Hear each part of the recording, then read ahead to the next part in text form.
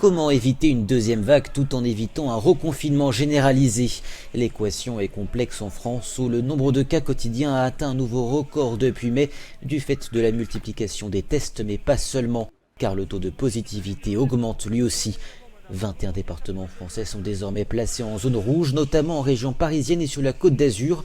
Résultat, masque obligatoire dans toutes les rues de Paris, comme à Marseille. Nous sommes depuis quelques semaines dans une phase incontestable de recrudescence de l'épidémie. C'est maintenant qu'il faut intervenir, ou en tout cas qu'il faut continuer à intervenir. Mais la rentrée des classes est maintenue avec port obligatoire du masque pour tous les enseignants et dès le collège pour les élèves.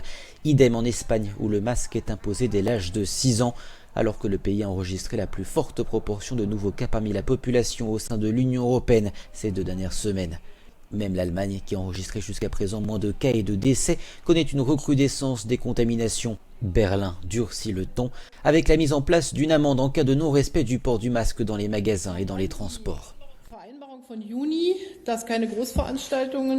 Concernant la décision prise en juin qui interdit les grands rassemblements jusqu'en octobre, étant donné que la distanciation ne pouvait être respectée, nous prolongeons cette interdiction jusqu'en décembre.